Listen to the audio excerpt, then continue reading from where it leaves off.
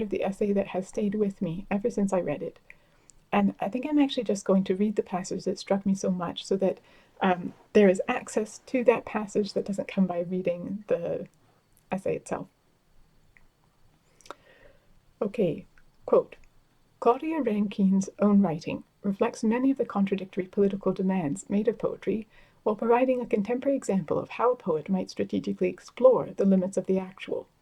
Rankine's last two books, Don't Let Me Be Lonely, An American Lyric, and Citizen, An American Lyric, announce in their common subtitles a tension between a national project and a personal one.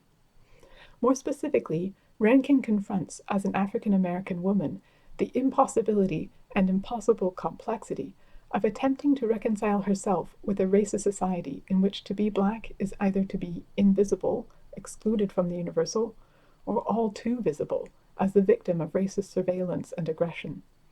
The invitation to read these two volumes as lyric poetry strains against one of their most notable formal features.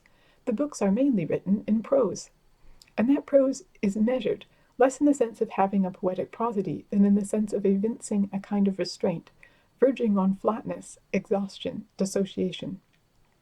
I'm skipping a part of the text where Lerner first looks at a quotation from Don't Let Me Be Lonely, and I'm going to the place where he quotes from Citizen. Picking up with the passage again. The lyric is traditionally associated with brevity, intensely felt emotion, and highly musical verse. Rankine's writing here is purposely none of those things. What I encounter in Rankine is the felt unavailability of traditional lyric categories. The instruction to read her writing as poetry, and especially as lyric poetry, catalyzes an experience of their loss, like a sensation in a phantom limb. The effect would be muffled, if not altogether absent, if the work was presented as an essay and not as a poem. Quote, do feelings lose their feeling if they speak to a lack of feeling? End quote. Rankine asks at one point in Citizen. I think her work answers that question in the negative by making us feel a desire for feeling beyond the stereotype and the spectacle.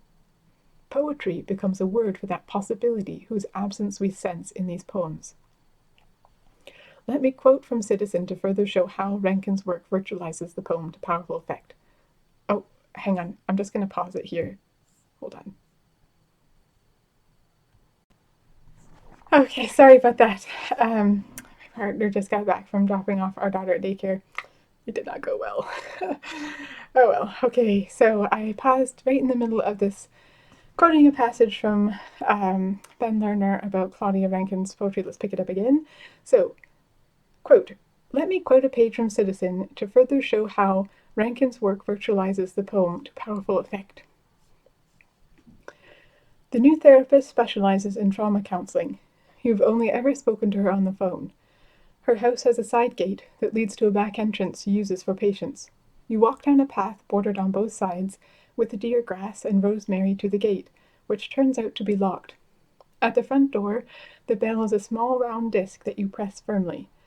When the door opens, the woman standing there yells at the top of her lungs, Get away from my house! What are you doing in my yard? It's as if a wounded Doberman Pinscher or a German Shepherd has gained the power of speech. And though you back up a few steps, you manage to tell her you have an appointment. You have an appointment?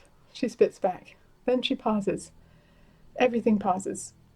Oh, she says, followed by, oh yes, that's right. I'm sorry. I am so sorry. So sorry.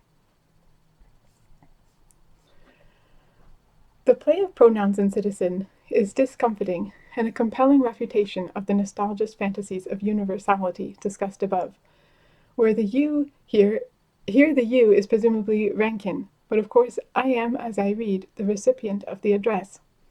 This is uncomfortable initially simply because of what's happening to you, the ferocious response of the therapist to my presence. But I also then quickly, after a pause, reject my identification with the you because I am aware of how I, a white man, cannot in fact relate to the experience in question. I cannot be a victim of such racism. I am in that regard much closer to the I. My unease in momentarily misidentifying with the victim is of course hardly commensurate with the misidentification of which Rankine is the actual victim. You, because black, are a trespasser. My privilege excludes me, that is, protects me from the you in a way that focuses my attention on the much graver and mundane exclusion of a person of color from the you that the scene recounts. How could you have an appointment? Citizens' concern with how race determines when and how we have access to pronouns is, among many other things, a direct response to the Whitmanic and nostalgist notion of a perfectly exchangeable I and you that can suspend all difference. Whoever you are, while reading Citizen, you are forced to situate yourself relative to the pronouns as opposed to assuming you fit within them. There is both critique and desire here, a confrontation with false universality and a testing of the possibilities of a second person that won't let me, whoever I am, be lonely. To call you out, to call out you. End quote. This is such a compelling example of a poem that doesn't let us take... hang on. That was the end of the quote from Lerner as well, from Lerner. This is me again.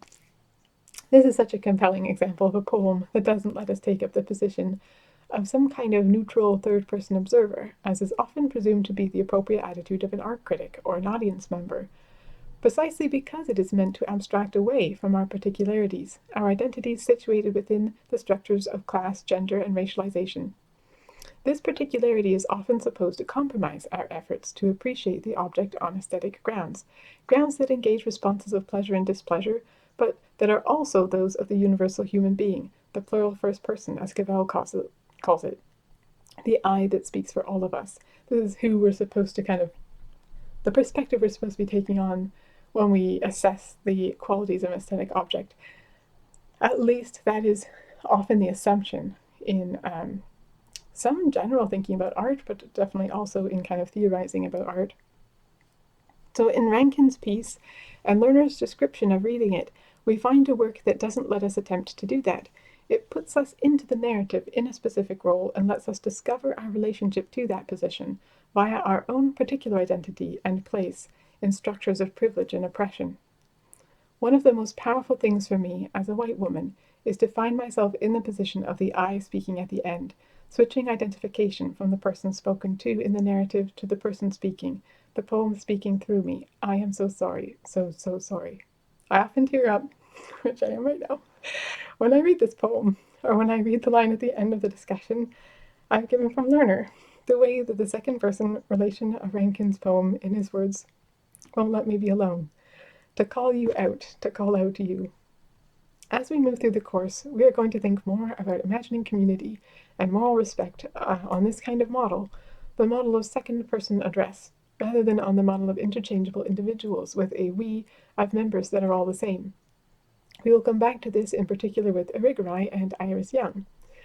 I'm going to leave things there for now, and I've just talked about how moving I find Claudia Rankine's poetry and this idea of talking about moral respect in terms of the second-person address. This is a really just a new way of thinking, both about moral respect potentially and community and how we relate to artworks, which I think is really important to think about. That's not to say that there isn't something to be said for the idea of a community that speaks with universal humanity as a we. I don't want to entirely shelve that. I want us to talk about this. And I myself, I'm such a fan of Kant. There are, I don't mean to present that there's just one obvious thing to say here. There are lots of things to think about in relation to this and to appreciate. Okay, I'm going to leave things there for now. Thank you for listening. If you would like to talk about these ideas from Lerner, I would welcome the chance to hear your thoughts, either on the Discord channel for this week or on Friday at the optional discussion session. And once again,